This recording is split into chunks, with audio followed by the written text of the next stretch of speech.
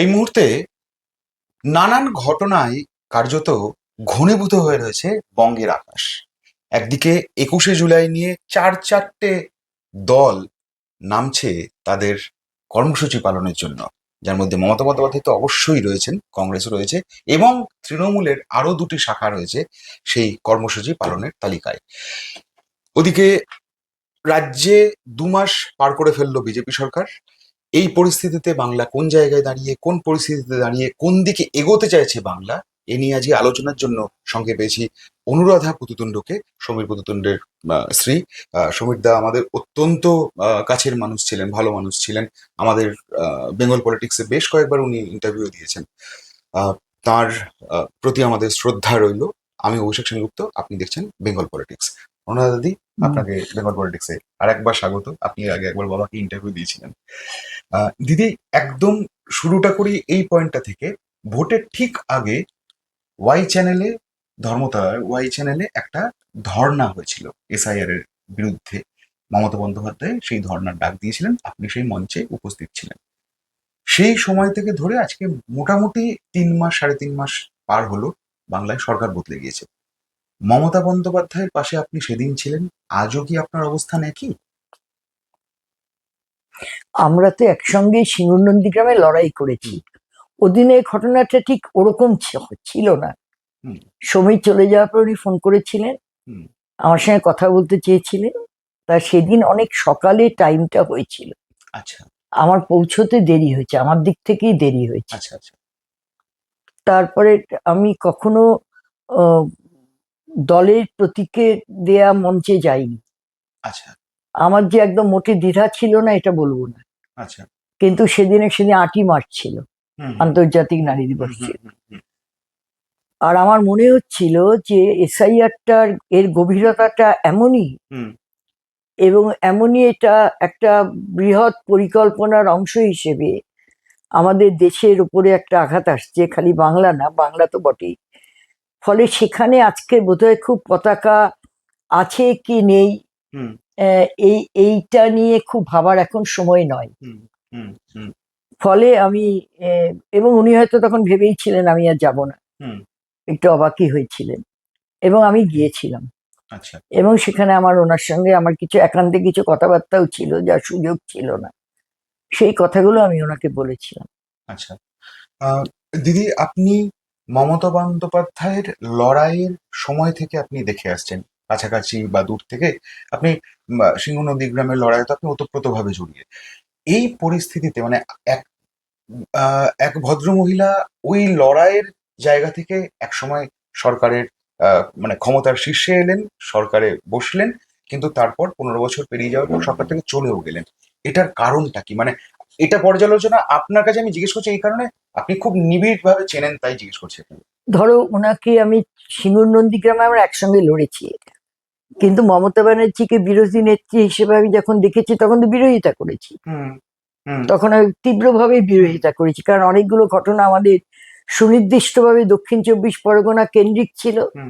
ওনার ভূমিকা যেরকম চম্পলা সর্দার, এই ঘটনায় তীব্রভাবে নিন্দা করেছি, এবং আমি মনে করেছি এই ঘটনাটা সঠিক না। জ্যোতিবাবুর ওখানে গেলেন, যেটাকে খুব হাইলাইটেড করা হয়, কিন্তু জ্যোতিবাবুর ওখানে তো মুখ্যমন্ত্রী যেই থাকুন তার কাছে তো একটা অনুমতি নিয়ে যেতে হয়। তার সঙ্গে কোনো কথা না বলে চলে গেছিলেন, তারপর সেখান থেকে একটা ঘটনা তৈরি হয়েছিল। হয়তো বিরোধী নেত্রী হিসেবে সেই তৈরি করাটা তার দরকার ছিল, কিন্তু সেটাকে আমি সমর্থন আজও করি না, ওই পদ্ধতিটা। পরে 15 বছরে তিনি যখন সরকারে থেকেছেন তিনিও সেটাকে অ্যালাউ করেননি, বরং জ্যোতিবাবুর কাছে যাওয়াটা অনেক সোজা ছিল, ওনার কাছে যাওয়াটা অনেক কঠিন ছিল। এই সব বিষয় আছে, কিন্তু এটা ঠিক সিঙ্গুর নন্দীগ্রামের সময় একসঙ্গে লড়াই করেছি, কাছের থেকে দেখবার সুযোগ হয়েছে, পরস্পরকে জেনেছি, যে যার রাজনীতিকে জেনেছি। ফলে সেই একটা তো বিষয় ছিল। আর এবার আমি গিয়েছিলাম 8ই মার্চ, এই কথা বলতে আমার মনে হয়েছিল লড়াইটা খুব কঠিন, এবারে লড়াইটা। ফলে আমরা যেটা মনে করি যে বিজেপির বিরুদ্ধে বাকি সব শক্তিকে একসঙ্গে লড়াই করা উচিত, যেই কথা বলে আমাদের দল তৈরি হয়েছিল। এবং সেদিন কংগ্রেসের চেয়ে বেশি অত্যাচার তো কেউ করেনি, কিন্তু সেই কংগ্রেসকেও আমরা বলেছি সেই অত্যাচারটা আপাতত দূরে সরিয়ে রাখা, সেই স্মৃতিটাকে। কারণ আজকে দেশের যা বিপদ, সেদিন সৈফুদ্দিন চৌধুরী বলেছিলেন, তাতে কংগ্রেসকে বাদ দিয়েই লড়াই হবে না। আজকেও আমরা মনে করি কংগ্রেসকে বাদ দিয়ে বা বাম দলগুলো সিপিএম সহ তাদের বাদ দিয়ে বা তৃণমূল কংগ্রেসকে বাদ দিয়ে বা বিভিন্ন রাজ্যে রাজ্যে বিজেপি বিরুদ্ধে যা শক্তি আছে তাদের বাদ দিয়ে এই বিজেপির বিরুদ্ধে লড়াইটা সম্পূর্ণ হতে পারে না। কিন্তু দিদি, আপনি জানেন যে মমতা বন্দ্যোপাধ্যায় যতক্ষণ উপস্থিত আছেন, বামেদের সঙ্গে কংগ্রেস মানে বাম কংগ্রেস জোট হতে পারে, কিন্তু মমতা বন্দ্যোপাধ্যায়ের সঙ্গে এই রাজ্যে জোট করে সিপিএম লড়াই করবে এরকম তো কেন মানে কেন এরা বামেরা তো তাই বলেন, মানে সিপিআইএম কেন বলেন আমি জানি না। কংগ্রেস যখন এখানে সরকারে, তখন তো আমরা পার্টিতে আমরা বড় হয়ে উঠছি। তা কংগ্রেসের অত্যাচার আজকে তৃণমূলের অত্যাচারের থেকে কি কম ছিল নাকি? কম ছিল না, অনেক তীব্র ছিল, কঠিন ছিল। কিন্তু রাজনৈতিকভাবে কংগ্রেসের যদি 99টাও কাজের সঙ্গে আমি সমমত না হই, একটা বড় জিনিস যেটা দেশকে রক্ষা করতে পারে কংগ্রেসের যে শক্তি, সেটা হচ্ছে কংগ্রেসের ধর্মনিরপেক্ষ শক্তি। এটাকে আমি অনেক বড় করে আমরা দেখি, এবং এর উপর ভিত্তি করেই কংগ্রেস সহ এবং সারা দেশে বিকল্প তো কংগ্রেসই হতে পারে, কিন্তু এককভাবে কেউ হবে না আজকে, না কংগ্রেস না বাম বা স্থানীয় তৃণমূলের মতো দলেদের তো হওয়ার সুযোগই নেই। কিন্তু সেটা হওয়ার আর সিপিএম তো এখন কোনো রাজ্যেই নেই, খণ্ড হতে হতে হতে হতে। ফলে সেই জায়গায় দাঁড়িয়ে কংগ্রেসকে আমরা এখনো মনে করি কংগ্রেসকে একটা ভূমিকা নিতে হবে, সংকীর্ণতার উপরে উঠে কংগ্রেসকে একটা ভূমিকা নিতে হবে। এটা আমরা খুবই ভীষণভাবে চাইছি, এবং এই ভূমিকাটার মধ্যে এবং আমার খুব অবাক লাগে নীতিশ কুমার কিছুদিনের জন্য একটা কৌশলগতভাবে বিজেপিকে ছেড়েছিলেন, একসঙ্গে লালুর সঙ্গে জোটে গেছে, তাতে সিপিএম তো তাকে হই হই করে সমর্থন দিল। তা সে তো বিজেপির সঙ্গে নিয়ে মুখ্যমন্ত্রিত্ব চালিয়েছেন, কিন্তু তাকে যদি সমর্থন দেওয়া যায় তাহলে কেন মমতা ব্যানার্জিকে নয়? সমর্থন দিতে হবে না, কিন্তু একসঙ্গে ইন্ডিয়া জোট আমি দিল্লিতে করতে পারি, বাংলায় আসলে সেই জোটের ভেঙে টুকরো টুকরো হয়ে যাওয়া কেন? এইগুলোর কিন্তু কোনো ব্যাখ্যা নেই, এগুলো মানুষ ব্যাখ্যা চান। সিপিএম এর নিজের মধ্যেই ব্যাখ্যা থাকা উচিত। আর কারণ সিপিএম দুর্বল হোক এটা আমাদের খুশি আমরা হই না, আমরা একটা বিকল্প কথা নিয়ে দল তৈরি করেছি, তার মানে এই না সব দলগুলোকে টুকরো টুকরো করে দেওয়ার জন্য। সেই শক্তি আমাদের নেই, সেই ইচ্ছে আমাদের নেই, সেই কর্মসূচি আমাদের না। কিন্তু সিপিআইএম ভাবুক, আমরা তো আমাদের জীবনে, আমাকে যদি ব্যক্তি জীবন বলো, ব্যক্তি জীবনের বেশিটাই তো আমি সিপিআইএম এই ছিলাম, সেটাই কাজ করেছি, সেখানেই আমার আত্মীয়, সেখানেই আমার বন্ধু বান্ধব, সেখানেও আমার টান আছে। কিন্তু আমি রাজনীতি করি বলে রাজনৈতিক ভাবে একটা ভুল অংশের সঙ্গে, রাজনীতির ভুলের সঙ্গে থাকতে পারি, আমাদের আর তো কোনো অন্য সমস্যা ছিল না। বুঝতে পেরেছি। দিদি, একটা জিনিস আপনি বলুন, যে মমতা বন্দ্যোপাধ্যায় যে সময় লড়াই করছেন, মানে বিরোধী দলনেত্রী হিসেবে যে সময় লড়াইটা করছেন, সে সময় আপনি ছিলেন একটা অন্য ভাবধারার মানুষ, আপনি বামপন্থী ভাবধারা, আজও সেই ভাবধারা আপনি পোষণ করেন, বয়ে বেড়ান, সেটা আপনার রন্ধ্রে, আপনার শিরায় ধমনীতে সেটা বয়ে চলেছে আজও। সে সময় আপনি কিভাবে মমতা বন্দ্যোপাধ্যায়কে জাজ করতেন, বা কিভাবে আপনার দৃষ্টিভঙ্গি তখন মমতা বন্দ্যোপাধ্যায়ের প্রতি কেমন ছিল? যেইগুলো ভুল করেছেন তার বিরোধিতা করেছি। ওই যে বললাম চম্পলা সর্দার বা জ্যোতি বসু বা বিভিন্ন জায়গায় বড় বড় ধান পুঁততে গেছেন, হ্যাঁ, তার জোরদারের পক্ষে গিয়ে দাঁড়িয়েছেন, যেই জোরদারের বিরুদ্ধে একসময় মানুষের গণ অভ্যুত্থান হয়েছে, সেই জোরদারের পক্ষে দাঁড়িয়েছেন। তার শ্রেণী, তার ওই শ্রেণীর লোক তো উনি নন, কিন্তু দাঁড়িয়েছেন। এই যে কতগুলো, অর্থাৎ অন্ধ সিপিআইএম বিরোধিতাই মমতা ব্যানার্জি পরিচালিত হয়েছে। মমতা ব্যানার্জির তো অন্য কোনো আদর্শ বা রাজনৈতিক কোনো বক্তব্য উনি, আদর্শগত রাজনৈতিক বক্তব্য উনি তো ওনার গোটা রাজনীতির জীবনে সামনে আনেননি, কোনো সুস্পষ্ট সেই তার ছিল না, বা আনেননি, কেউ জানেনও না। কিন্তু একটা দল করেছেন এবং সিপিএম এর অন্যায়গুলোর বিরুদ্ধে লড়াই করেছেন। সেদিন লড়াই করার এই রাজ্যে লোক ছিল না। এইগুলো এইগুলো তার যেরকম ইতিবাচক দিক, আবার নেতিবাচক দিক হচ্ছে তার কোনো আদর্শ ছিল না। কি দৃষ্টিভঙ্গিটা কি? আদর্শ মানে, আমি আদর্শ মানে এটা বিরাট একটা ব্যাপার বলছি না, অর্থাৎ আমার লক্ষ্যটা কি। আমি যদি রাজনীতি করি, আমার ক্ষেত্রটা যদি রাজনীতির হয়, তাহলে আমার তো একটা লক্ষ্য থাকবে যে আমি এই এই এই পথে আমি চলবো। সেই পথটা ওনার কখনোই সুস্পষ্ট পথের নিশানা উনি দেখাতে পারেননি। কিন্তু আবার মুখ্যমন্ত্রী হিসেবে উনি এমন কতগুলো কাজ করেওছেন যেই কাজগুলো এর আগে অন্যরা কেউ করেননি, এমনকি বামেরাও করেননি। তার মধ্যে স্বাস্থ্যের প্রকল্প, হ্যাঁ, লক্ষ্মীর ভান্ডার, আমি এটাকে খুবই উন্নত, যেটা অন্নপূর্ণা দিয়ে কখনোই তার রিপ্লেসমেন্ট হতে পারে না। আচ্ছা। কারণ লক্ষ্মীর ভান্ডার এমনই একটা প্রকল্প, স্বামী কি রোজগার করে বিষয়টা তা নয়। স্বামী অনেক টাকা রোজগার করতে পারেন, কিন্তু স্ত্রীর সেই রোজগারের উপরে মানে একেবারে একটা মানে দ্বিধাহীন বা প্রশ্নাতীত একটা অধিকার থাকে না। যে কোনো মুহূর্তে তাকে প্রশ্নের মুখে পড়তে হয়, এই টাকাটা তুমি খরচ করলে কেন, কাকে জিজ্ঞাসা করে করেছো। কিন্তু ওই টাকাটার ক্ষেত্রে করতে হয়, এই টাকাটা হচ্ছে আমার নিজের টাকা, এই যে একটা বিশ্বাস, একটা সুবিধা তো দিয়েই ছিল। এই যে আপামর আমাদের এলাকায় সব লোকের বাড়িতে কাজ করতে আছে, সব জায়গায় দেখো শহরে, এরা তো এটা দিয়ে এদের ভাটিখানাও যায় না এই টাকাগুলো, বা অন্য খারাপ ভাবেও খরচ হয় না, ছেলেমেয়ের পড়াশোনার জন্য বিভিন্ন সাংসারিক কাজে। এবং এটা ওদের কাছে একটা ভীষণভাবে একটা গুরুত্বপূর্ণ, একদম যারা খেটে খায় সেই মেয়েদের কাছে, যারা খেটে খায় না আপাত ভাবে পার্লারেও যাচ্ছেন, সব জায়গাতেই যাচ্ছেন, কিন্তু হাত পেতে। আমি আমার অনেক বন্ধুদের করি, ডাক্তার বন্ধু আছেন, অধ্যাপক বন্ধু আছেন, মানে এই লেভেলে বলছি আমি, তাদের বলি যে আপনি স্ত্রীকে দেন টাকা, আপনার স্ত্রী টাকা পায়, আপনি যা রোজগার করেন তার মধ্যে আপনার স্ত্রীর কিন্তু অংশ আছে। হ্যাঁ, অর্থনীতি এটা কিন্তু স্বীকৃত। বলে আমি দেই তো, হ্যাঁ দেন, আপনি এখান থেকে দেন, উনি এখান থেকে নেন, একটা গ্যাপ থাকে। ফলে এই যে একটা ব্যাপার, সেইটা একটা। তারপরে মেয়েদের শিক্ষার জন্য কন্যাশ্রী, এই যে এইগুলো তো কারুকে বলা যাবে না যে এইগুলো ক্ষতিকারক।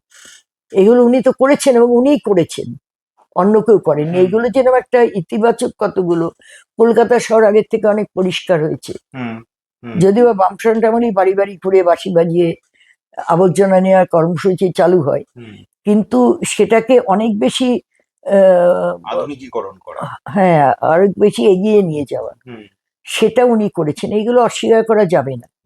আবার তার সাথে সাথে তার দলের যে কেউ খাবে কেউ খাবে না, তা হবে না, তা হবে না, একসময় ওনার মুখে একটা শুনতাম আমরা, এবং সেটা তার দলে কার্যকর হয়েছে। বুঝতে পেরেছি।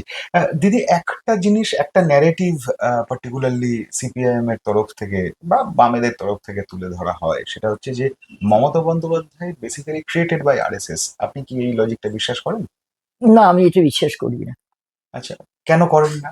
এক নম্বর, মমতা ব্যানার্জির জন্ম কংগ্রেসে। মমতা ব্যানার্জি যতদিন ছাত্র পরিষদ করেছেন, আমি সুব্রত মুখার্জি এদের মুখেই শুনেছি যে উনি একেবারে সাংঘাতিক আন্তরিক ভাবে করেছেন ছাত্র পরিষদটা বা কংগ্রেস রাজনীতিটা। তারপরে তিনি বেরিয়ে এসেছেন। আমাদের দেশে তো অনেকেই আরএসএস এর সঙ্গে, মানে আরএসএসই তো বিজেপির চালক শক্তি, তাহলে তাদের সঙ্গে তো বিভিন্ন সময় সরকারে গেছেন, আবার বেরিয়ে এসেছেন। তাহলে সরকারে যাওয়াটা যদি সঠিক, আমি মনে করি না, কিন্তু বের করে আনার দায়টা অন্যদের থাকে, তারা সবাই সেই দায়িত্ব পালন করেননি। আমি মনে করি না আরএসএস এর থেকে তৈরি, বরং আজকে দাঁড়িয়ে যদি সিপিআইএম কে আমি বলবো বা বামদের আমি বলবো মানে অন্যভাবে না, আমি অনুরোধ করব যে আপনারা ভাবুন বামেদের ভোট কিভাবে বিজেপিতে চলে গেছে, রামের দিকে চলে গেছে। রামঠাম না, মানে বিজেপি কিভাবে পেয়েছে। শুভেন্দুকে দিয়ে শুরু হয়েছে একেবারে পয়েন্ট ব্ল্যাঙ্ক, আর আজকে যাদবপুরে যদি আমরা ভোটের দিকে তাকাই তাহলেও দেখবো কিভাবে।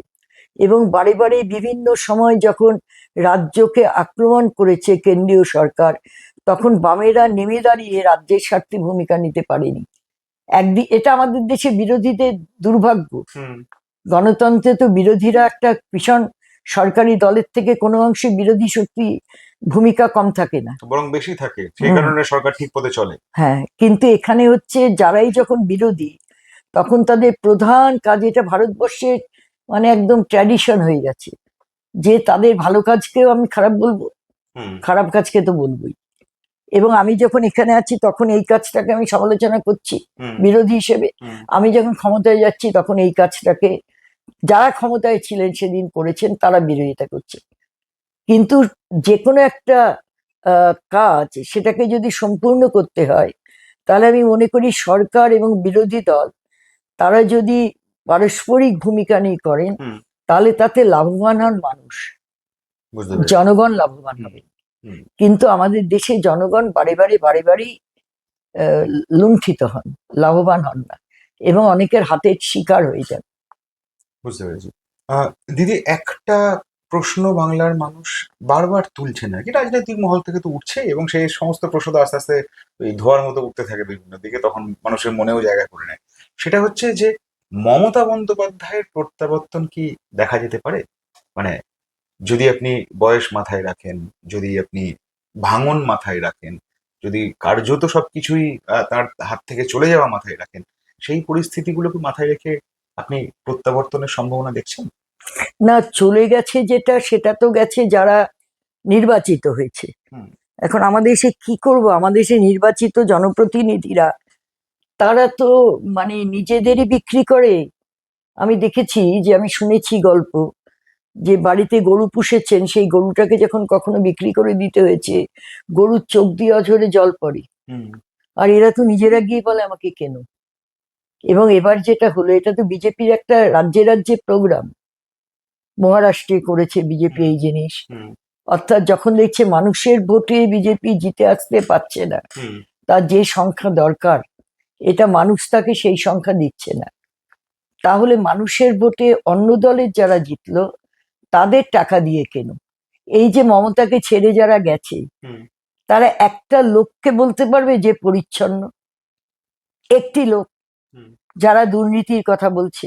আপনি এদেরকে কিভাবে ডিফাইন করবেন? মানে মানুষজন তো তাদের গদ্দার, বেঈমান, এই সমস্ত ইয়ে দিচ্ছেন আর কি, মানে উপমা এদের জন্য ব্যবহার করছেন আপনি। মানুষই তো বলে দিচ্ছে না, আমি আবার কি বলতে যাবো? আচ্ছা। আমার বলার দরকার হয় না, মানুষই বলছে, ওরা নিজেরাই তো জানে। এবং সবচেয়ে বড় কথা, তৃণমূলের সঙ্গে তৃণমূলের এইসব এমপি বা এমএলএদের বিরোধ থাকতে পারে হুম অনেক ধরনের, আমি তার মধ্যে ঢুকছি না, তাদের দলীয়। আমার কাছে বড় প্রশ্ন, যে যাদের ভোটে জিতলো সেটা তো অ্যান্টি বিজেপি ভোটে জিতেছো, হুম হুম তুমি তো প্রো বিজেপি ভোটে যেতনি। না। তাহলে যে মানুষরা অ্যান্টি বিজেপি ভোট দিলেন, হুম সে মানুষদের তুমি ইয়ে করলে কি করে? সেই সেই ভোটটাকে তুমি ওদের কাছে তুমি নিজে ব্যক্তিগতভাবে টাকা নিয়ে, হুম তুমি তোমার গড়ে ওঠা সম্পত্তি রক্ষা করার জন্য তুমি তাদের এই ভোটটাকে তুমি এইটা করলে কেন? এবং এটা ভারতবর্ষ, এদের মানুষের সঙ্গে প্রতারণা। প্রতারণা নয়, এদের তো নির্বাচনে যাওয়া উচিত। এদের ওখানে বিধানসভায় বিরোধী দল নেতা না করে হুম বিজেপি করছে সাময়িকভাবে, হুম ক্ষমতায় আছে বলে করতে পারছে। ভারতবর্ষ এটাকে নিশ্চয়ই এটাকে সমর্থন করবে না। ভারতবর্ষের সংবিধান, ভারতবর্ষের কৃষ্টি, ভারতবর্ষের আইন এটাকে সমর্থন দেয় না। তুমি তাহলে যাও ভোটে যাও, অতই যদি তোমরা সব একদম পরিচ্ছন্ন হও, যাও ভোটে যাও। কারণ এই ভোটটা এটা এরম না যে কংগ্রেস থেকে বামরা ভোটে জিতেছে, হুম এটা একই রকম ধারা, হুম গণতন্ত্রের ধারা, ধর্ম নিরপেক্ষতার ধারা, হুম দেশের সংবিধানের একটা ধারা, হুম তাকে রক্ষা করা। কিন্তু কিন্তু কিন্তু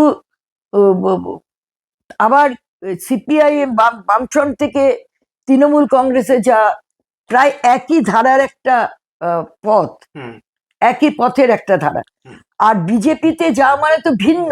হ্যাঁ। আমি সংবিধান মানবো না, হুম আমি দেশের সমস্ত কিছু যা গড়ে উঠেছে ধ্বংস করব, হুম আমি দেশের যে সমস্ত জাতি ধর্ম নির্বিশেষে ভারতবর্ষ, রাম মন্দিরে যেতে পারে, রহিম মসজিদে যেতে পারে, কিন্তু সংবিধানটা দুজনেরই। এই যে জায়গাটা, এই জায়গাটা ভাঙতে চাইছে।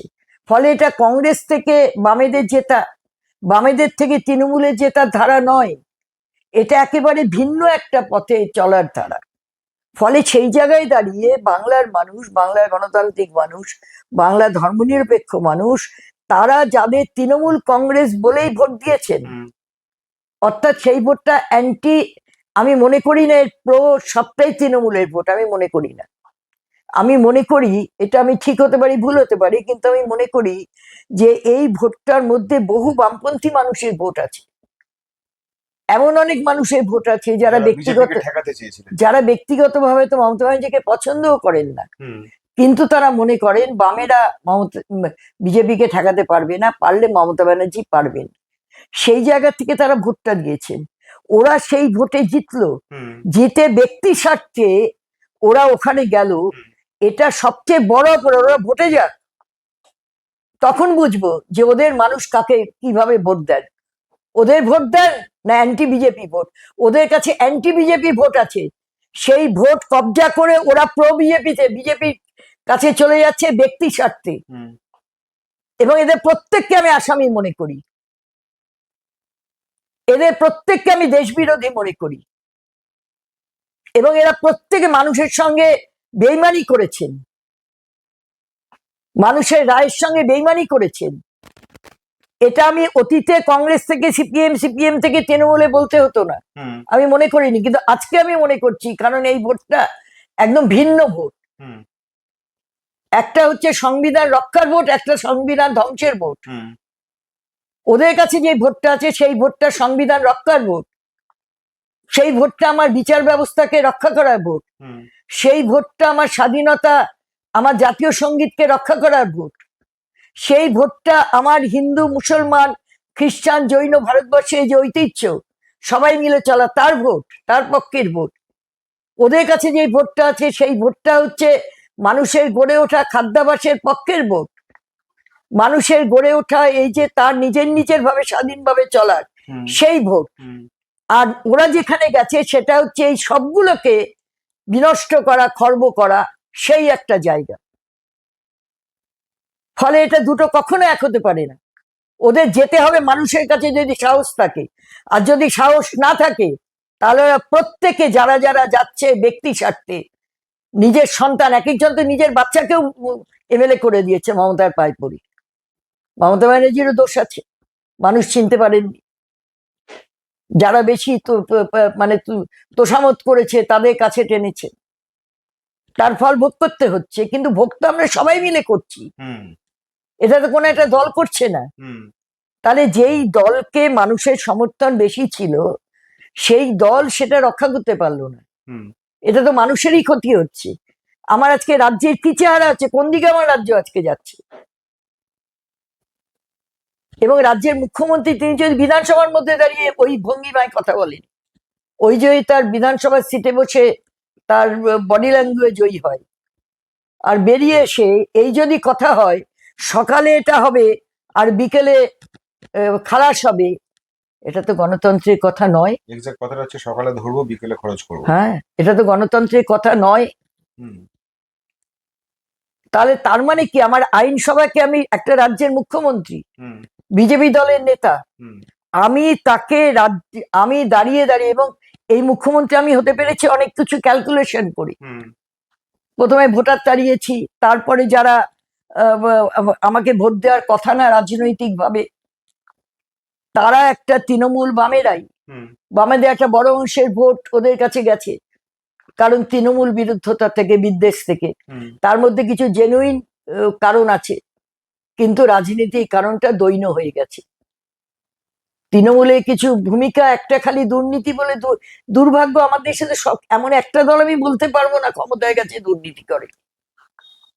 আমার একটা সমীরদার একটা ইন্টারভিউ বাবা নিয়েছিল, আমার মনে আছে, ঠিক এক্স্যাক্ট এই কথাটা বলেও ছিলেন তিনি সে সময়। কি অসহায় বলো তো আমরা। কংগ্রেস বলতে পারবে দুর্নীতি করিনি, বামেরা বলতে পারবে করিনি।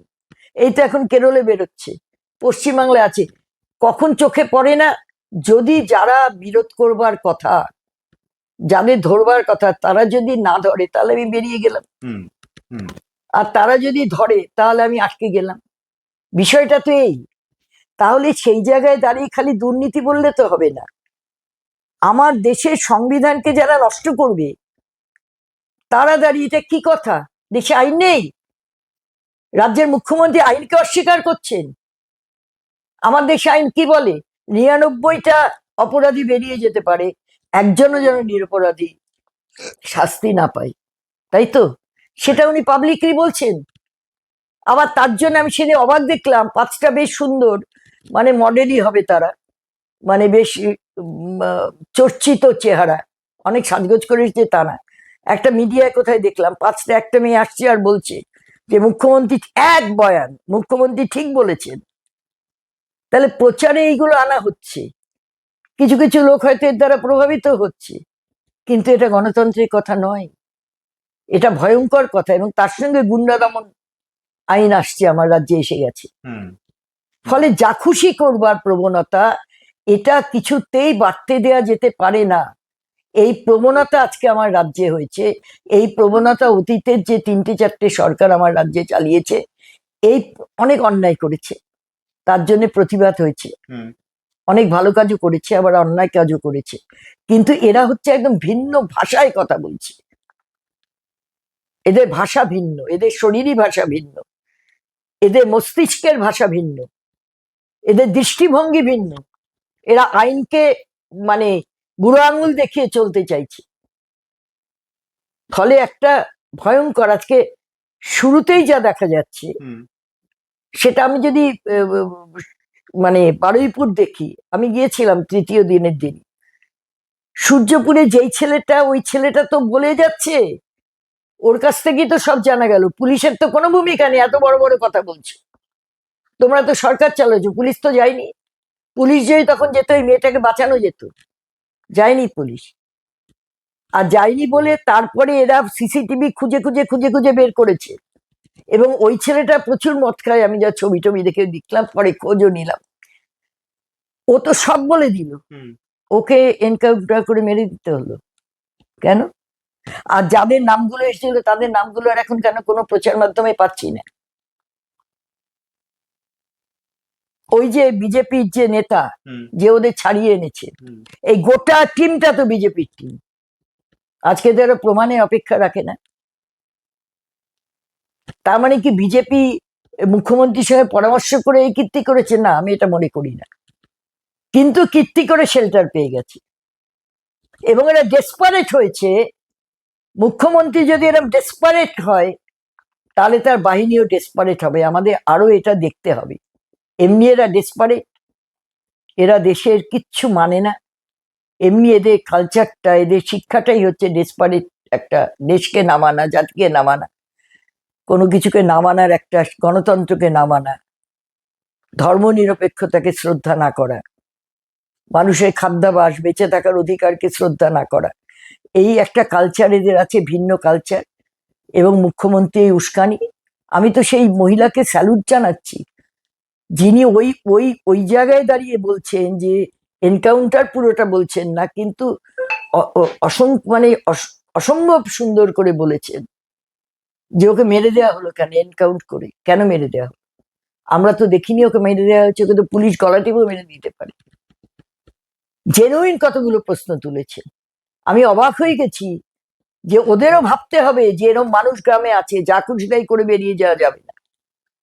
একজন মহিলা তারপরে বলছে যারা গিয়ে আপত্তি করলো, প্রতিবাদ করলো, তাদের তুমি ধরছো, আর যারা করলো কাজটা, তাদের আড়াল করে দিচ্ছ। ওই সময় দাঁড়িয়ে, ওই স্পটে দাঁড়িয়ে এই কথা বলার সাহস রাখার মহিলাও আছে। আবার ওদের পরিবারগুলোর উপর চাপ তৈরি করে, মানে ছেলেটির মা দেহ নেবে না, বউ দেহ নেবে না, এটাকে আমরা বুঝি না? কোনো চাপ নেই, অসংখ্য বারে বারে ফোনের চাপ আছে তোদের উপর, আমরা তো এলাকায় গিয়ে বুঝেছি, শুনেছি লোকের মুখে, তাদের মুখে শুনেছি। তাহলে এই যে এটা করলো, এবং তারপরে বলছে যে ট্রেনের রেল উপড়ে ফেলেছে, কোথায় রেল লাইন? তাহলে রেল চলছে কি করে? রেল তো একটু সময়ের জন্য বন্ধ হয়নি, ঘন্টায় ঘন্টায় রেল চলেছে, ওখান দিয়ে যায় ঘন্টায় ঘন্টায়। তাহলে এই যে বলতে পারছে, একটা লোক একা থাকলে এটা বলতে পারে না, জমিতে কথা বলার লোক আছে। বুঝতে পেরেছি। না, আপনি যেটা মানে যে প্রশ্নটা আমি করেছিলাম যে এই কনটেক্সটের উপর দাঁড়িয়ে মমতা বন্দ্যোপাধ্যায়ের প্রত্যাবর্তনের সম্ভাবনা কতটা রয়েছে? বুঝেছি, সেটা বলা কঠিন। মমতা ব্যানার্জির কাছে যদি তার একটা মমতা ব্যানার্জি তো নিজে একা একাই পার্টিটা এক দলকে নিয়ে তৈরি করেছেন। পরবর্তীকালে অনেক বলছে তারা, যারা জেনুইন মমতা ব্যানার্জির বন্ধু বা যারা জেনুইন দলটা করেছেন, তৈরি করেছেন, তারা তো বেরিয়ে যাননি।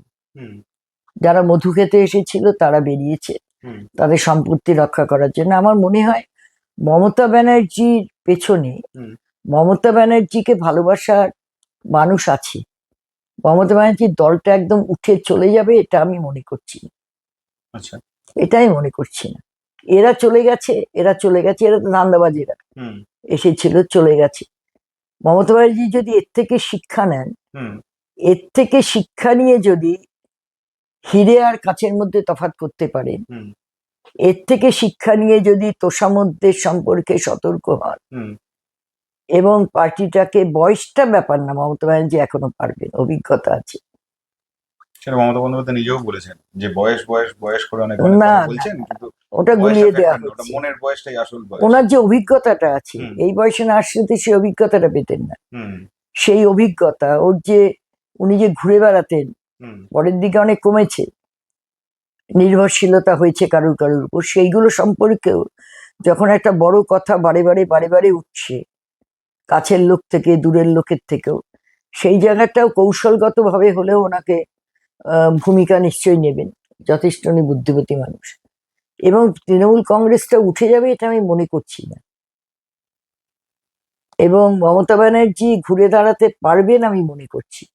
নিশ্চয়ই যেই তাগদ নিয়ে, যেই নিয়ে সেই দিন সেটা হয়েছিল, বা তার যা রাজনৈতিক সামাজিক প্রেক্ষাপট ছিল, এগুলো তো বদলে যায়, কখনো কঠিন কখনো সহজ, এরকম হয়।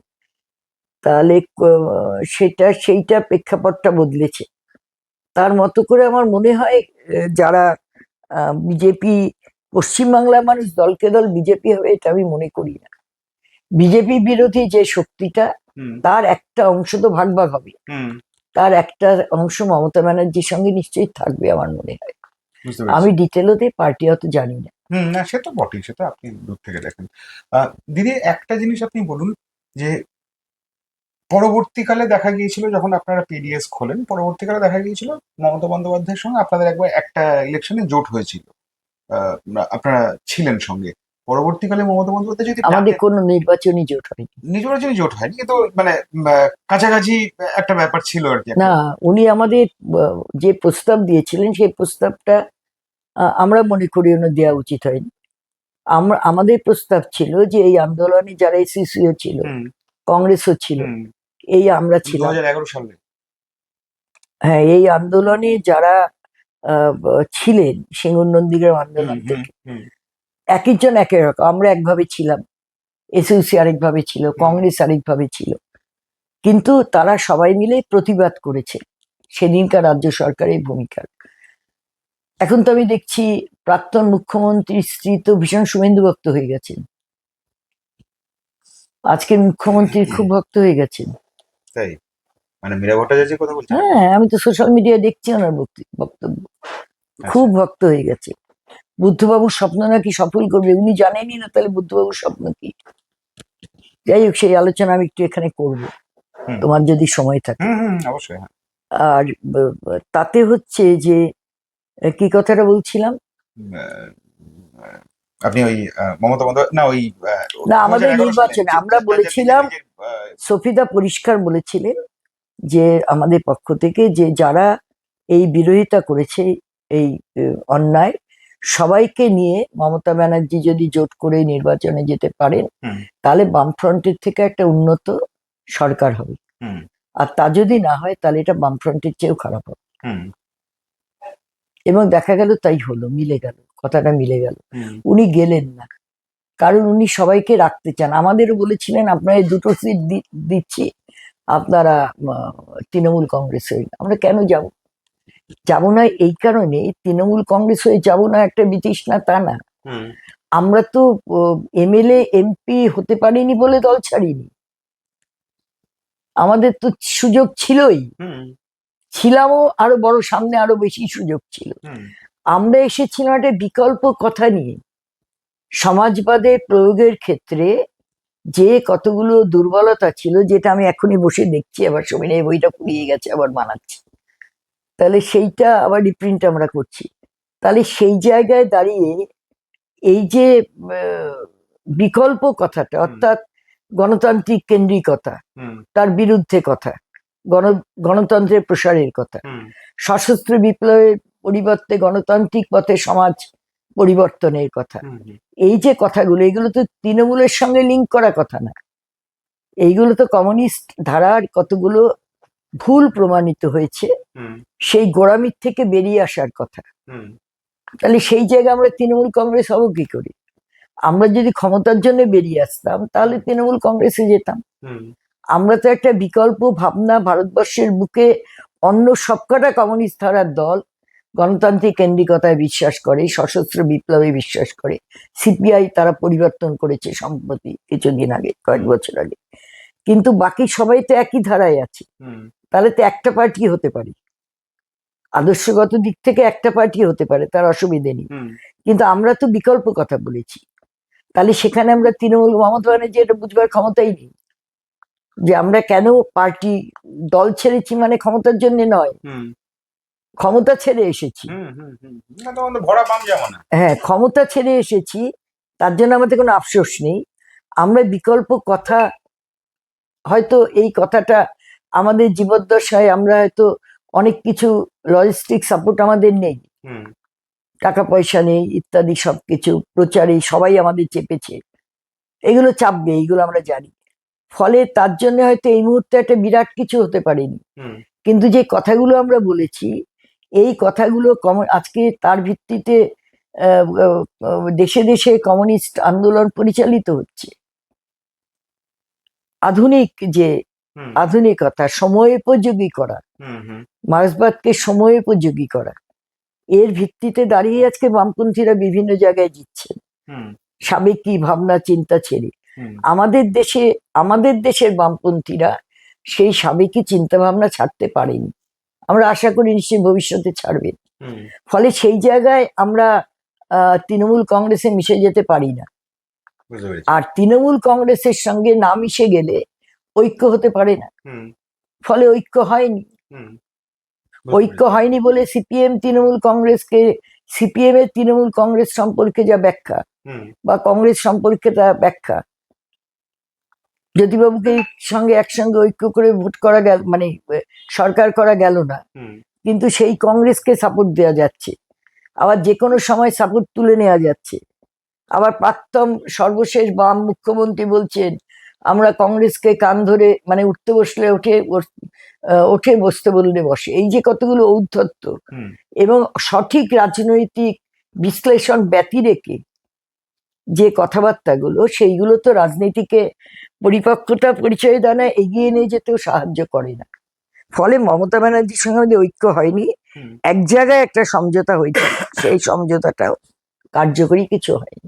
না, আপনাকে যদি পরবর্তীকালে, মানে এই অবস্থায় মমতা বন্দ্যোপাধ্যায় তো এখন দুর্বল, সেই অর্থে মানে লোক বল কমে গিয়েছে, 6টা অ্যাকাউন্ট সিজ হয়ে রয়েছে, এই পরিস্থিতি হয়তো প্রতীকটাও হয়তো চলে যেতে পারে, ইসিআই যদি ঋতব্রত বন্দ্যোপাধ্যায়দের দিকে যদি রায় দিয়ে দেয়, তো এই পরিস্থিতিতে দুর্বল মমতা বন্দ্যোপাধ্যায় যদি আপনাকে ডাকেন, আপনি কি সাড়া দেবেন? এইটা দুর্বল সবলের প্রশ্ন না তো, তাহলে তো ওই কথা হয় যে তাহলে ক্ষমতায় যাওয়ার জন্য এই ঐক্য। বিষয়টা রাজনৈতিক আলাপ আলোচনার ভিত্তিতে যদি ঐক্য হয়, আমাদের যা কর্মসূচি আছে তাতে তো তৃণমূল কংগ্রেসের সঙ্গে ঐক্যবদ্ধভাবে যেতে আমাদের অসুবিধা নেই, আমরা মিশে যাব না।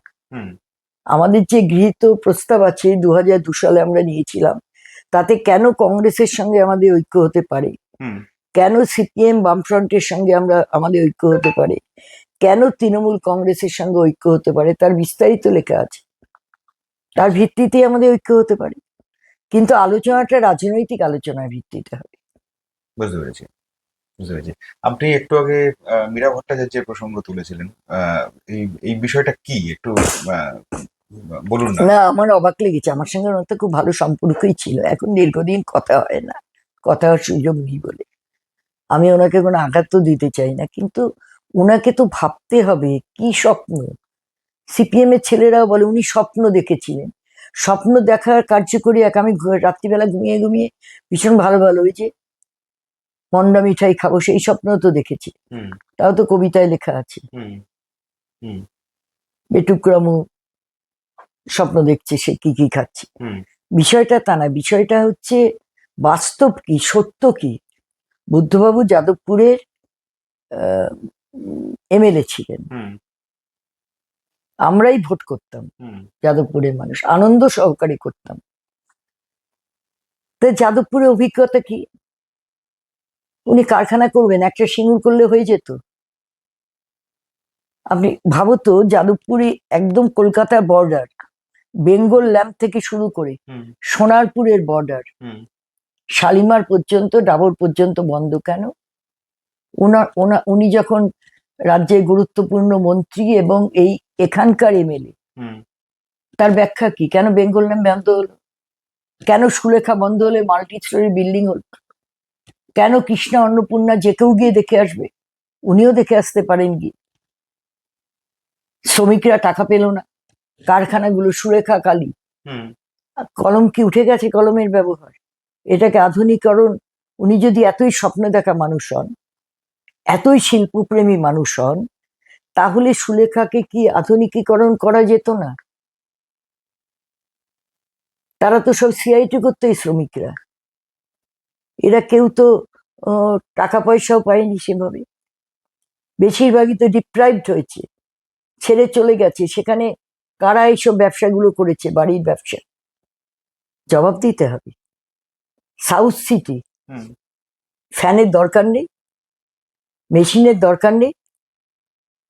তুমি সাউথে, উষার কারখানা ছিল তো, তুমি চলে যাও সাউথে, বাড়ি বাড়ি বাড়ি বাড়ি কটেজ ইন্ডাস্ট্রি, সেলাই মেশিন। দরকার নেই। কেন ওটা বন্ধ হলো? কেন বন্ধ হলে ব্যাখ্যা দিতে হবে, বলতে হবে কেন বন্ধ হয়েছে, কেন ওই অবাঙালি ছেলেটা শেষ অব্দি লড়াই করে খুন হতে হলো। তার ডকুমেন্টারি আমার কাছে আছে। আমার পরিচিত একটা মেয়ে ওই ডকুমেন্টারিটা জীবনে ঝুঁকি নিয়ে সেদিন তুলেছিল। আজকে সাউথ সিটি কাদের জন্য হয়েছে? ওনাকে বলতে হবে, ওনাকে ভাবতে হবে। উনি বলার দায় নেই ওনার, উনি দলের নেতাও না, উনি সেই জায়গাতেও নেই। কিন্তু সৎ মানুষ হিসেবে উনি ভাবুন, মুখ খুলবার আগে ভাবুন। কারণ এই যে মুখ খুলছেন, এগুলো তো লোকের কাছে হারিয়ে হয়ে যাচ্ছে। তাহলে সাউথ সিটি বন্ধ করে কাদের জন্য ব্যবস্থা করা হলো? কে জবাব দেবে? টিবি হাসপাতালটা আমি নিজে বারে বারে বলেছি, ওখানে সুকান্ত ভট্টাচার্য মারা গেছেন।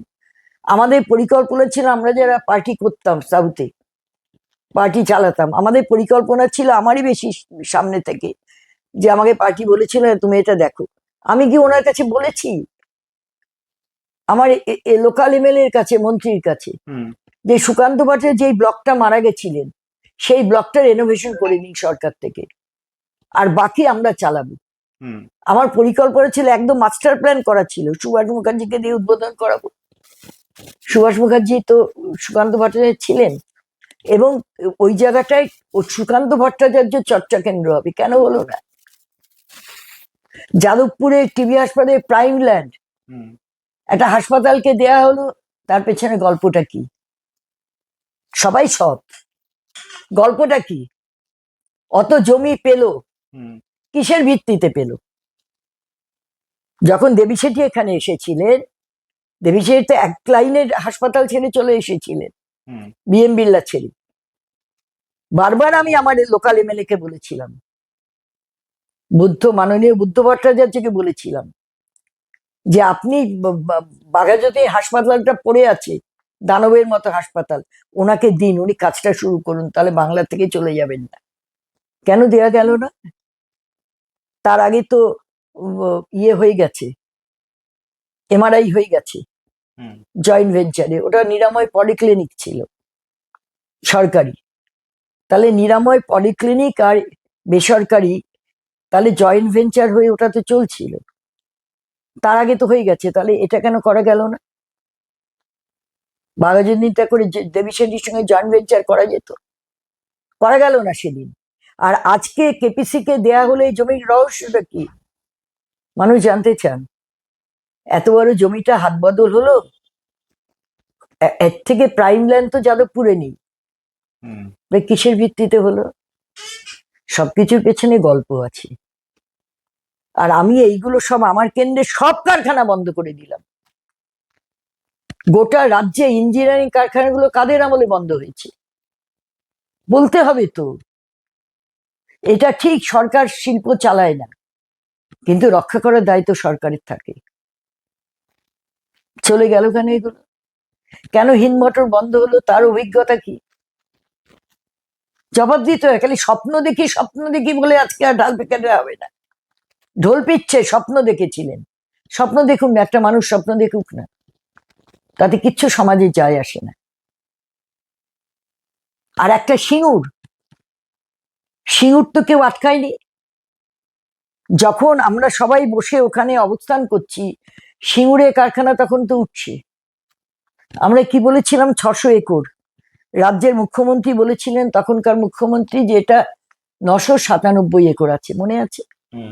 কতগুলো না, কত তো চুম্বকের মতো আছে। এইগুলো কি উনি ভাবেন আজকে একা একা বসে বসে?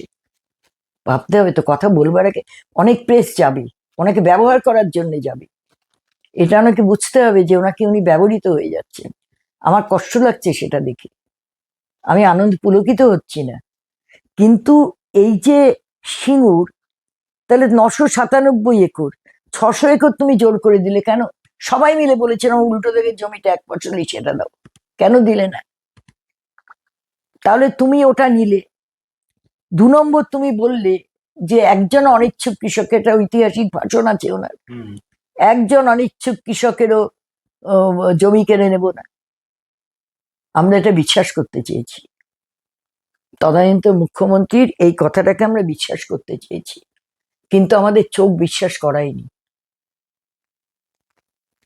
যখন দেখছি উপস্থিত থেকে, আর রাজ্যের মানুষ, পৃথিবীর মানুষ চোখে দেখছেন টিভিতে, যে কৃষককে পেটানো হচ্ছে, কি ভয়ঙ্কর ভাবে সেদিন পেটানো হলো, তাহলে ইচ্ছুক কৃষককে কেউ পেটায়? এই জবাবটা তো দিতে হবে। ওখানে কি ইচ্ছুক কৃষকদের পেটানো হচ্ছিল? তাহলে পেটানো হচ্ছিল অনিচ্ছুক কৃষক।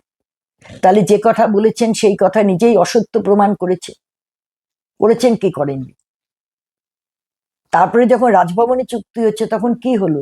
ওই যে একবার আটকে গেল রাজভবনে, আবার তো মুখ্যমন্ত্রীকে আসতে হলো, এবং তখন রাজ্যপাল গোপাল গান্ধী নিজের ড্রাফটটা করলেন। চালাকি একটা হয়েছিল, সমীরও ছিল ওখানে, একটা চালাকি হয়েছিল। পার্থ চ্যাটার্জি, রাজ্যের মাননীয় মুখ্যমন্ত্রী, মাননীয় রাজ্যপাল, শিল্পমন্ত্রী, এরা আছেন। আসল আসামি কিন্তু শিল্পমন্ত্রী, সে বেরিয়ে গেল, চলে গেছে পৃথিবী ছেড়ে। আর এর কাঁধে হচ্ছে কাদা মেখেছে, কাদা মাখবে, কারণ প্রধান জানে এখন যেন মমতার গায়ে কাদা লাগছে। মমতা ব্যানার্জি প্রধান ব্যক্তির গায়ে কাদা লাগবে, সেই যদি হিরো যদি সে হয়, তাহলে ভিলেনও তাকেই হতে হবে। এইবার যখন এটা হচ্ছে, তাহলে এই যে পরিকল্পনাটা বলা হলো কৃষকদের জমি দেওয়া হবে, এটা যখন বাইরে মমতা ব্যানার্জি, সমীর, এরা সব বসে আছেন, এরা বাইরে আসলো, মমতা ব্যানার্জি, আমি শুনেছি, তখন তো খুব আমরা একসঙ্গেই সব আলোচনা হতো। মমতা ব্যানার্জি সমীর বলছে, দেখুন তো। সমীর বললে, কি কৃষককে জমি দেওয়া যে পুরুলিয়ায় দেয়, যে কৃষকরা বঞ্চিত হলেন, তাহলে ওই এলাকার লাগোয়া এলাকায় দিতে হবে জমি। ওই লাগোয়া এলাকাটা যুক্ত হওয়ার জন্য আবার সেটাকেই ফিরে আসতে হলো সবাইকে। তাহলে ওটা কি চুক্তিটা হয়েছিল কি টাটা চলে যাওয়ার জন্য? আমি অবাক হই সিপিএম এর ছেলে মেয়েদের ভাবি, ওদের বয়স তো আমরাও পার করে এসেছি। ওরা হয়তো রাগ করবে আমার, ব্লান্টলি আমরা তো কথা বলিনি। এখানে ঘিলুটা তো একটু আমরা মাঝে মধ্যে একটু চালিয়েছি, পার্টির কথায় চলেছি ঠিকই। ওরা ভাববে না? না ভেবে ব্লান্টলি বলে দেবে যে ওই যে চুক্তিটা হয়েছিল, টাটা চলে গেল না, টাটার নামে একটা কথা বলে? সিপিএম টাটার বিরুদ্ধে একটা কথা বলে? শুনি তো। টাটা তো বেইমানি করলো, তঞ্চকতা করলো। টাটা তো তখন গুজরাটে অলরেডি কারখানা করে ফেলেছে। তাই টাটার এত বন্ধু, যেই বুদ্ধ ভট্টাচার্য টাটাকে এত বন্ধুবৎসল মনে করতেন, যে শ্রেণী চেতনাও ভুলে গেলেন, যেই শ্রেণীর তিনি প্রতিনিধি, তিনি তো এলিট সেকশনের প্রতিনিধি নয়, হতে চেয়েছেন সাধারণ আম আদমি পরিবারে জন্মে এলিট সেকশনের প্রতিনিধি হতে চেয়েছেন। আর জ্যোতিবাবু এলিট সেকশনে জন্মে আম আদমির প্রতিনিধি হয়েছে। এই দুজনের গুণগত একটা তফাৎ আছে। জ্যোতিবাবু কিন্তু আম আদমি পরিবারে জন্মাননি, তখন পশ্চিমবাংলায় যথেষ্ট এলিট পরিবার তাদের, সেখানে জন্মে হোল টাইমার হয়েছেন, আমার আদমির নেতা হয়েছেন, এবং ঘরে ঘরে বিশেষত মহিলারা জ্যোতিবাবুর ভক্ত। আমার মায়েরা মাসিরা সব বিশ্বাস করতো জ্যোতিবাবুকে, যে এই লোকটা আমাদের ঠকাবে না, এবং ঠকানো নি। তাহলে এই যে বিশ্বাস করেছেন, এলিট থেকে নেমে এসেছেন, আর উনি নামার থেকে এলিটে উঠতে চেষ্টা করেছেন, তো টাটা তো ওনাকে বললো না। আমার মাঝে মাঝে কষ্ট লাগে, সত্যি আমার কষ্ট লাগে ওনার জন্য। টাটা চলে গেল, বলে গেল কি আমাকে এখানে বন্দুক ঠেকিয়ে দিয়েছে মমতা, ট্রিগার লাগিয়ে দিয়েছে, একটু বলে চলে গেল। তা একবারও তো রেয়াত করলো না যে এই মানুষটা আমার জন্য এত লড়লো, নিজের শ্রেণী যারা কৃষক তাদের সঙ্গে বেইমানি করলো, তাদের পিছিয়ে আমাকে জমিটা আমার হাতে তুলে দেওয়ার চেষ্টা করলো। আর আমরা তো এরকম বুর্বক ছিলাম না, আমরা তো জানতাম এই 600 একর আর কিছু হবে না। আমাদের কথা ছিল 600 একরটাও করুক, অনুসারী শিল্পটা এখানে আর বাড়াবে না। যদি জাপান থেকে ইঞ্জিন আসতে পারে গাড়ির, তাহলে অনুসারী শিল্প নিচ দিয়ে আন্ডারপাস করে পাশের মাঠটায় যেতে পারে না? অসুবিধা কোথায়? আজকে পাশের মাঠটায় তো অনেক কারখানা হয়ে গেছে, আর তো জমি নেই ওখানে। তাহলে এটা করা গেল না কেন? তাহলে তো আজকে এই চেহারা হতো না বাংলার। কেন ভাবতে পারলেন না তারা? আসলে অহংকার, ইগো কাজ করেছে। আমি ভেবেছি আরে রাজ্যটা তো আমার না, আমাদের। ফলে ভাবনাটা আমার একার হতে পারে না, বুঝতে পেরেছি। তাই না? একেবারেই তাই। তাহলে সিঙ্গুর, তাহলে বলতে হবে যে একটা সিঙ্গুর দিয়ে কি রাজ্যের পরিস্থিতি পাল্টাতো? এত ইঞ্জিনিয়ারিং শিল্প, জুট মিল গুলো চলে গেল, ওনার কেন্দ্রের একটা কারখানাও চলে না, সব মাল্টি স্টোরেড হয়ে গেছে। চোখের সামনে ঝকঝক করছে সাউথ সিটি মল, সাউথ সিটি আবাসন। ফলে এগুলো কি জবাব হবে? এগুলো তো জবাব দিতে হবে, ভাবতে হবে। যা খুশি তাই বলে বেরিয়ে গেলাম, বেরিয়ে যাওয়া যায়, মনে রাখতে হবে আমি দুটো চোখে দেখি, কিন্তু আমাকে কিন্তু হাজার চোখ ফলো করছে, আমাকে দেখছে হাজার চোখ। আমি যা খুশি তাই বলে, এখন উনি মানে রাজ্যের মুখ্যমন্ত্রীকে খুবই আমি শুনছি উনি নিরাপত্তা পাচ্ছেন, এইসব পাচ্ছেন, এইগুলো তো পাবেনি। এইগুলো পাওয়াটা কোনো অপরাধ না, প্রাক্তন মুখ্যমন্ত্রীর স্ত্রী এইগুলো পেতে পারেন। তার জন্য একদম উজিয়ে হাঁটু গেড়ে বসে এত দূর অব্দি বলা, এটা একটু নিতে অসুবিধেই হচ্ছে। পরিস্থিতিতে মানে 21শে জুলাই এরকম একটা রমরমা একটা পরিস্থিতি তৈরি হবে। মানে আপনি তো অনেক বছর ধরে রাজনীতিতে রয়েছেন, 21শে জুলাই ঘিরে এই ধর্মতলার বুকে চারটে দল নেমে পড়বে এইভাবে, এরকম পরিস্থিতি কোনোদিন আপনি দেখেছেন? ধরো 21শে জুলাই যখন হয় তখন আমি এমএলএ ছিলাম, আমি এই ঘটনাটা মোটামুটি কাছের থেকে দেখেছি, এবং এই ঘটনাটাকে আমি সমর্থন করিনি। আচ্ছা। কারণ সেদিন এটা কোনো, যেটা সেদিন এবিপি আনন্দ দেখলাম বলেছে, সঠিকভাবেই এটা বলেছে ওদের, আমার 93 সালের ঘটনা তো এটা। হ্যাঁ, 93। হ্যাঁ। এবং যখন এটা বলেছে যে আজকে উনি বলছেন যে এটা আমি এপিকের জন্য গেছিলাম না, সেদিন ওদের কল ছিল বিধানসভা দখল করো, রাষ্ট্র ক্ষমতা দখল করো, এরকম করে হয় না। এটা বালখিল্য একটা কর্মসূচি ছিল। আচ্ছা। মানে ইম্যাচিওর কর্মসূচি ছিল। তোমাকে আসতে হবে পরে, যেটা উনি এসেছেন মানুষের রায়, ওই পথেই গণতন্ত্রে ক্ষমতায় আসতে হবে, সরকারে আসতে হবে। এবং সেই দিন ওরা যেই ঘটনাটা ঘটিয়েছিল, সেই ঘটনাটার দায় কিন্তু ওদের নিতে হবে, কলকাতায় সবাইকে।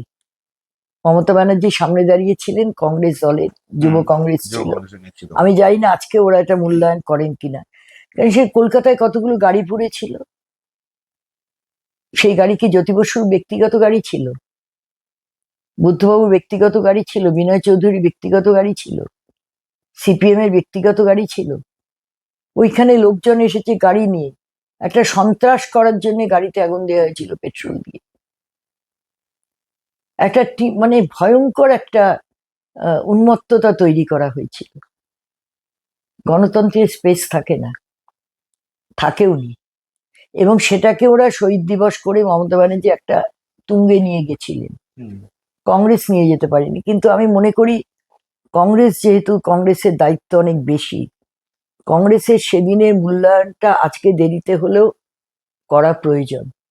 কংগ্রেস তো মনীশ গুপ্তের ফাইল খোলার দাবি তুলেছে সে সময়, আজকে তুললে কি করে? মনীশ গুপ্ত, আমি দেখলাম ওনার ইন্টারভিউটা আমি দেখেছি, উনিও সরিয়ে নিতে চাইছেন নিজেকে, ওরকম করে তো সরাতে পারবে না। এবং সেদিনও আজকে যেরকম বলা হচ্ছে যে ওয়াশিং মেশিন না বলা হচ্ছে খুব চলছে, তো সেদিনও মনীশ গুপ্তরা তো সেই ওয়াশিং মেশিনেই ঢুকেছিলেন, তৃণমূলে চলে গিয়েছিলেন। মনীশ গুপ্ত সম্পর্কে মমতা ব্যানার্জি তো অনেক কথা বলেছিলেন, একসময় আক্রমণ করেছিলেন। তাহলে তারপরে যাই হোক, এইগুলো সব তো ঘটে গেছে, চলে গেছে, এগুলো তুমি আমি কেউ ফেরত আনতে পারবো না, কিন্তু থেকে যাবে। তার উপর দাঁড়িয়ে দেরিতে হলেও সত্য কথা বলতে হবে। সেদিনের আন্দোলনটা কোনো গণতান্ত্রিক আন্দোলনই ছিল না। কংগ্রেস সেই আন্দোলন আজকে শহীদ মিনারে করছে, চাপা উন্নত হচ্ছে, যা কথাবার্তা হচ্ছে কেউ ম্যাচিওর কথা বলতে পারছে না। আমি একটা কথা বলবো, আমার কথাটা তো আমার দলের ম্যাচিউরিটির ভিত্তিতে বলতে হবে, আমার দলটা কতটা ওজনদার তার প্রেক্ষাপটে দাঁড়িয়ে বলতে হবে। আমি একটা কথা, একটা চায়ের দোকানের মতো কথা বলে দিলে তো সেটা কিছু লাভ হয় না, ব্যক্তিরও লাভ হয় না, দলেরও লাভ হয় না। কিন্তু সেদিনের আন্দোলনটা যে অগণতান্ত্রিক আন্দোলন ছিল, গণতান্ত্রিক আন্দোলন ছিল না, দেরিতে হলেও এটা বলা দরকার। এটা মমতা ব্যানার্জি বলতে পারবেন না, কিন্তু এটাই আপনি বলছেন কংগ্রেসকে নিতে হবে। কংগ্রেসের বলা উচিত, কারণ কংগ্রেসের উপর যেহেতু আজকে অনেক বেশি গুরু দায়িত্ব আমি মনে করি, এবং আমরা সেটা বিশ্বাস করতে চাই। আগামী দিনে কংগ্রেস সবাইকে নিয়ে নেতৃত্ব দিক, এটা যেহেতু দল হিসেবে আমার দল চায়, মনে করে, সেই কারণে আমরা তো মনে করব যে দেশটা আমাদের সবারই। ফলে যা ভুল হয়েছে, সেদিন আমার একটা কিছু ভুল হতে পারে, আমি সেদিন গায়ের জোয়ারি করে বলেছি, আজকে দাঁড়িয়ে যদি পরেও সেই ভুলটা রিয়েলাইজ করি, তাহলে সেই ভুলটা লোকের সামনে বললে কেউ ছোট হয় না। ইন্দিরা গান্ধী ছোট হননি, কংগ্রেসের সামনে তো এই অভিজ্ঞতা আছে, তার থেকে শিখছে না কেন? ইন্দিরা গান্ধী জরুরি অবস্থা জারি করার পর বিদেশে গেছিলেন, ইন্টারন্যাশনাল প্রেস তাকে ধরেছিল যে জরুরি অবস্থা করে আপনি কি পেলেন? ইন্দিরা গান্ধী দ্বিধাহীন ভাবে বলেছিলেন বিচ্ছিন্নতা, জনগণের থেকে বিচ্ছিন্নতা। ইন্দিরা গান্ধীকে এটা ছোট করেনি, অন্তত আমার চোখে ইন্দিরা গান্ধীকে এটা বড় করেছে, যে বলতে পেরেছেন উনি এই কথা। এটাই তো সত্য কথা। তাহলে একজন রাজনীতিক তো সত্য কথা বলতে হবে। এবং তার ধাক্কা তো সামলাতেও হয়েছিল, তারপরে তো ভোটে হারলেন আবার জিতলেন, পরে ফিরে এলেন। হ্যাঁ, কারণ সত্য কথা যদি বলতে হবে রাজনীতিককে, কারণ বিশেষত যারা কি পজিশনে থাকেন, যাদের কাছে ফোকাস যারা হন, সেই কথাগুলো তো থেকে যায়। সেগুলো মিথ্যে হয়ে থাকলে কিন্তু সেটা মিথ্যে গড়াতে গড়াতে যায়। কিন্তু এখনকার ট্রেন্ড তো উল্টো কথা বলে।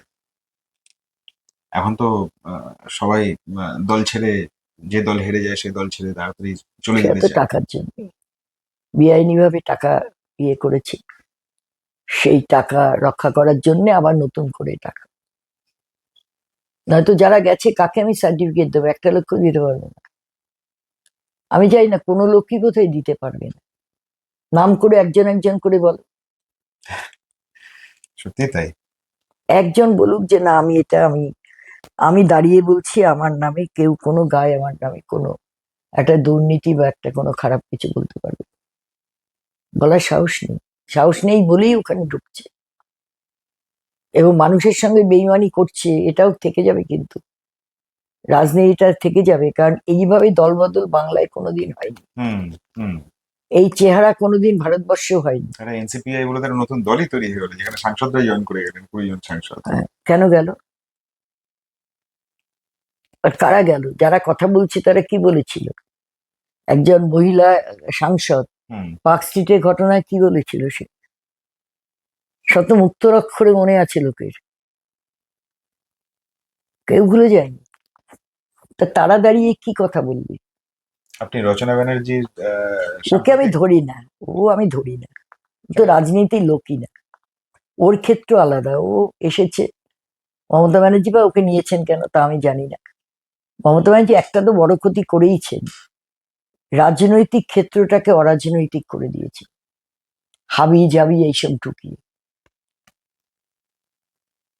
এইসব হাবি জাবি যাওয়ার তো কথা ছিল না। হুম এরা তো কোনোদিনই কোনো মানুষের জন্য কিছুই ত্যাগ করেনি, জানেই না, মানুষকে চেনে না, জানে না, নিজেদের সাজিয়েছে, অভিনেত্রী হয়েছে, সেটা তার ক্ষেত্র। সেই জায়গায় সফল হয়েছে না বিফল হয়েছে কথাটা বড় কথা না। হ্যাঁ, কিন্তু মমতা বন্দ্যোপাধ্যায় তো এই সিনেমা জগতের লোকজনের প্রতি খুব টান বরাবরই দেখা গেছে। এটা করেছেন তার একটা অন্য কারণও হয়তো আছে। রাজনীতির লোকরা থাকলে তিনি তাদের গ্রিপে হয়তো সবাইকে রাখতে পারবেন না, আচ্ছা এটাও হয়তো ভেবেছেন। আচ্ছা আর এরা হচ্ছে পোষা হয়ে থাকবে। আচ্ছা, বুঝতে পেরেছি ক্ষমতা তো পোষা লোক চায়। বুঝতে পেরেছি। যখন একজন রাজনীতিক ক্ষমতাশালী হয়ে যায়, হুম রাজনীতিক থাকেন না। হুম যখন একজন জনপ্রতিনিধি শাসক হয়ে যায়, হুম তখন তার খোলনলচে পাল্টে যায়। ঠিক আছে দিদি, এখানে শেষ করলাম আজকে। আপনারা জানাবেন কেমন লাগলো এই আমাদের এপিসোড। আজকে তাহলে এই পর্যন্তই। দিদি ভালো থাকবেন।